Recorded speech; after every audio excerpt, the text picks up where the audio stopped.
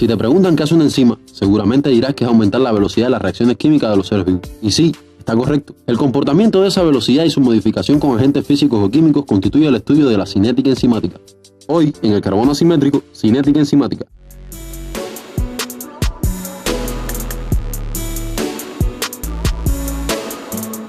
La cinética enzimática estudia el comportamiento de la velocidad de las reacciones catalizadas enzimáticamente y su modificación por agentes físicos y químicos. Antes de todo, debemos saber que la velocidad de la reacción no es más que la variación de concentración de producto por unidad de tiempo. Los factores que pueden modificar la velocidad de la reacción son la concentración de la enzima, del sustrato, de los cofactores, variaciones de pH, así como la temperatura, la presencia de activadores e inhibidores. Veamos el efecto de la concentración de enzima. Si nos ponemos a pensar, nos damos cuenta de que mientras mayor cantidad de enzima tengamos, mayor será la velocidad de la reacción. Y así es. La concentración de enzima es directamente proporcional a la velocidad de reacción y se puede expresar mediante la ecuación velocidad es igual a K por concentración de enzima. Si hacemos una gráfica, nos va a quedar de esta manera. Podemos ver cómo la velocidad aumenta a medida que aumenta la concentración de enzima. Tenemos, de hecho, una función lineal. Este resultado es de esperar. A medida que aumenta la concentración de la enzima, se incrementa la formación del complejo enzima-sustrato y, lógicamente, al formarse este, se producirá la transformación del sustrato. Pasemos ahora a la concentración del sustrato. En este caso, la concentración que varía es la del sustrato. La velocidad de la reacción en función de la concentración del sustrato tiene aspecto de hipérbola equilátera. A medida que la concentración del sustrato incrementa, se observa un aumento de la velocidad, pero cuando las concentraciones de sustrato son muy elevadas, la velocidad tiende a permanecer constante. La velocidad máxima se alcanza cuando las moléculas de sustrato han ocupado todos los centros activos de todas las moléculas de la enzima.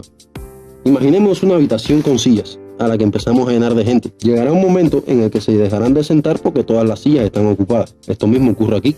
Fácil, ¿verdad? Tenemos una hipérbola y, como hemos señalado, la velocidad máxima por encima de donde se va haciendo constante esta. También tenemos la mitad de esta velocidad y vemos cómo coincide con la Km, constante de Michaelis-Menten, lo que nos dice que la Km es numéricamente igual a la concentración a esta velocidad. La Km es igual a la constante de disociación del complejo enzima-sustrato y, por tanto, representa una medida de la afinidad de la enzima por el sustrato. Mientras mayor sea la afinidad, menor será la Km. Si vemos los efectos de los cofactores, nos daremos cuenta de que son similares a los de la concentración del sustrato, las mismas gráficas, todo igual. Pasemos ahora a nuestro amigo, el pH. Si en los experimentos realizamos diferentes mediciones con diferentes pH, obtenemos una gráfica como la siguiente. La curva tiene una forma campanada, con los valores de velocidad máxima en el centro, donde coincide con el pH óptimo. Si observamos la gráfica, vemos que a medida que los valores se alejan del pH óptimo, la velocidad disminuye. Recordemos que el pH cambia las cargas de grupos químicos de la enzima, afectando unas veces la unión y otras veces la transformación. En valores extremos de pH puede producirse una desnaturalización. Recordemos que la enzima es una proteína. El pH óptimo es característico para cada enzima y expresa que en ese valor la enzima se encuentra en su conformación más activa. El aumento de la temperatura refleja un aumento de la energía cinética de las moléculas, lo cual favorece la colisión entre las moléculas de enzima y sustrato. Mientras mayor sea la temperatura, mayor es el número de choques y mayor la velocidad de la reacción. Pero, a partir de un valor de temperatura comienza la desnaturalización de la proteína y con ello la pérdida de actividad que se observa en los valores elevados de la temperatura. No nos podemos ir sin hablar de los activadores e inhibidores. Los activadores producen un aumento de la velocidad de la reacción. Se distinguen dos tipos principales, aquellos unidos a la enzima libre y los que se unen al sustrato.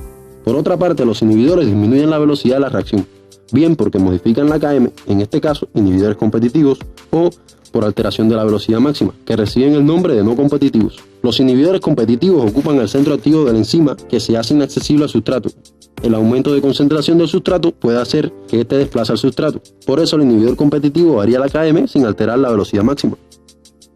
Y hasta aquí el video de hoy. Recuerda, si no te suscribes no pasas el semestre. Si quieres más bioquímica, dale a like y deja en los comentarios alguna duda que tengas. Nos vemos.